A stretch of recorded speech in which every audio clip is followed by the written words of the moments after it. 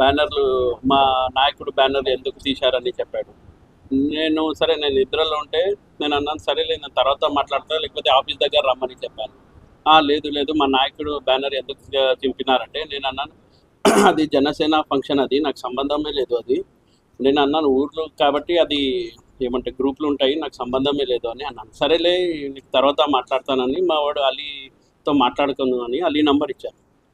సరే అని నేను ఏం పట్టించుకోలేదు. సరే తాగి ఉన్నాడు కాబట్టి ఏమంతా పట్టించుకోలేదు, నార్మల్ ఇట్లా కాళ్ళు వస్తుంటాయి కదా అని నేను ఏమంతా పట్టించుకోలేదు. సాయంత్రం కరెక్ట్ 7:30 అప్పుడు ఎవరు ఇద్దరు గేట్ బయట మా గేట్కి అడ్డం బైక్ అడ్డం పెట్టాడు. నాకు ఎవరో వచ్చి అన్న ఎవరో గేట్కి బైక్ అడ్డం పెట్టాడని చెప్పారు. నేను చెప్పాను, సరే తీయమని చెప్పాను ఆయనకి. తీయమంటే నాకు తర్వాత చెప్పాడు, వీడే ఫోన్లో కాల్ చేస్తున్నాడు అని చెప్పాడు. సరేలే ఆయనతో ఏం మాట్లాడతారులే అని తాగి ఉన్నాడని నేను వెళ్ళిపోయాను. ఇంకా కార్లో నా ఫ్రెండ్ కార్లో నేను వెళ్తుంటే పరిగెత్తి వచ్చేసి కారు అద్దాన్ని గప్పని గుద్దినాడు. నేను ఏమన్నా యాక్సిడెంట్ అయినా అనుకని బ్రేక్ కొట్టాను. ఏం రా అన్నాను. మా నాయకుడిని అట్లా ఇది దూరం పెడతారు మీరంటే, అరే నాకు సంబంధం లేదురా బాబు అవన్నీ, నువ్వు ఎందుకు నా మీద ఇది చేస్తున్నావు అని చెప్పాడు. ఇంకా చేసుకోవడానికి వెళ్తే నేను మా వాళ్ళు అంతా ఇది ఆయన మీద కొట్టి పక్కన ఇది చేశాడు. ఫుల్ తాగి ఉన్నాడు ఆయన. తాగి ఉండి ఆయనతో పాటు ఎవరో ఇద్దరు వచ్చారని తెలుసు. ఇద్దరు వచ్చారో ముగ్గురు వచ్చారో నాకు ఐడియా చక్కగా లేదు. అది పోలీస్ వాళ్ళు ఎంక్వైరీ చేస్తున్నారు. దాని తర్వాత వాళ్ళు వచ్చేసి నాకు తీసుకుపోయి 1 టౌన్ పోలీస్ స్టేషన్ తీసుకెళ్ళారు. ఇది జరిగింది.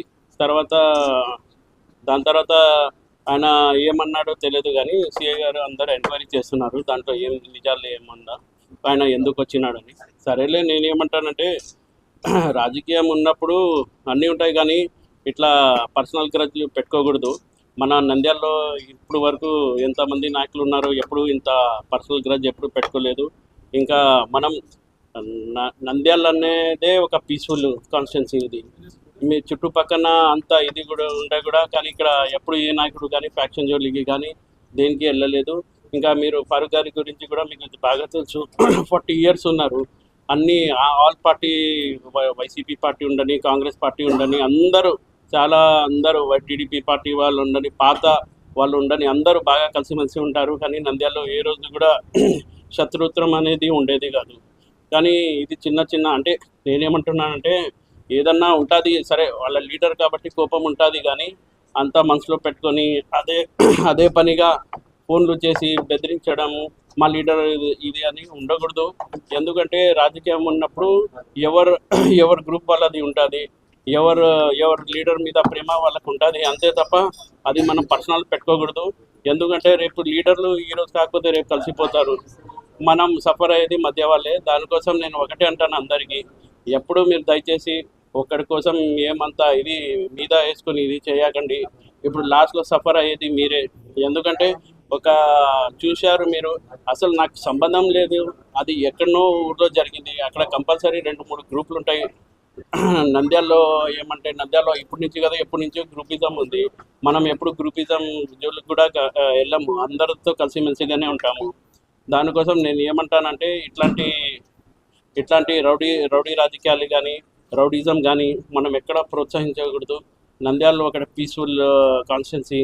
ఇప్పుడు కాదు, దాదాపు ఎన్నో ఇయర్స్ నుంచి ఇక్కడ ఎప్పుడు చుట్టుపక్కన ఏమన్నా అవుతుంది కానీ నంద్యాల చుట్టుపక్కన గ్రామాల్లో ఎప్పుడు ఏమి కాదు. అయితే కూడా ఒక చిన్న ఇన్సిడెంట్స్ అవుతాయి కానీ ఇట్లా ఒక నాయకుడు ఏమంటే ఆఫీస్ దగ్గరనే వచ్చి మా నాయకుడు గురించి ఎందుకు అని అట్లా మాట్లాడే ఫస్ట్ టైం అనుకుంటాను. దానికోసం మనమంతా కొంచెం జాగ్రత్త ఉండాలి. మనం ఏదన్నా కానీ పర్సనల్ తీసుకోకూడదు అనుకోను. ఇప్పుడు మేము ఇన్ని సంవత్సరాలు రాజకీయం ఉన్నాం కానీ ఏ రోజు కూడా ఎవరి గురించి అన్నా ఇంత పర్సనల్గా వెళ్ళలేదు. ఇంకొకటి చాలామంది నిన్న కూడా మేము చూసాము, మీడియా వాళ్ళు మా గురించి ప్రచారం చేశారు. అంటే నేను ఏమన్నా అంటే వాస్తవం లేకుండా ఏం రాయకండి. సరే మీరు, ఎందుకంటే మేము ప్రజల్లో సేవ చేస్తున్నాం, మనం కష్టపడుతున్నాం. నేను కానీ మా అన్న కానీ మా నాన్న కానీ అందరు కష్టపడుతున్నారు. ఇష్టం వచ్చినట్టు రాస్తే, అది తప్పులు రాస్తే మనం ఏం చేయలేము. ఎందుకంటే నాకు తెలుసు, ప్రజలకి తెలుసు, పొద్దున్న నుంచి సాయంత్రం వరకు ఆఫీస్లోనే కూర్చొని ప్రతి ఒక్కరికి రెస్పాన్సిబుల్ ఇస్తుంది మనమే. దానికోసం మీరు దయచేసి ఏమన్నా వాస్తవం ఉంటే నా దగ్గర తీసుకురండి, ఇది తప్పు చేశారని చెప్పండి, నేను ఇది చేసుకుంటాను అంతే తప్ప మీరు ఇష్టం వచ్చినట్టు రాస్తే మనం దానికి ఏం చేయలేము. సరే ఏదేదో చిన్న చిన్న ఏదో వచ్చింటుంది మీరు అది మనసులో పెట్టుకొని రాయడం మంచిది కాదు.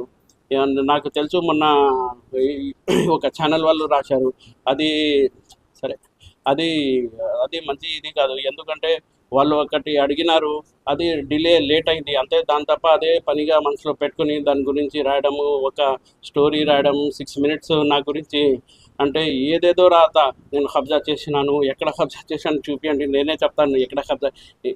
అట్లా కబ్జా చేసినా కానీ ఇక్కడ వరకు ఎవరు నంద్యాల ఉండేవాళ్ళు కదా. అసలు అది మా ఇదే కాదు, మా పద్ధతి కూడా కాదు, మేము ఎప్పుడు అట్లా చేయలేము. అసలు మా స్థలాలే మేము ఇచ్చినాం కానీ ఎవరి స్థలాలకి ఎవరి జోలికి కూడా వెళ్ళలేదు.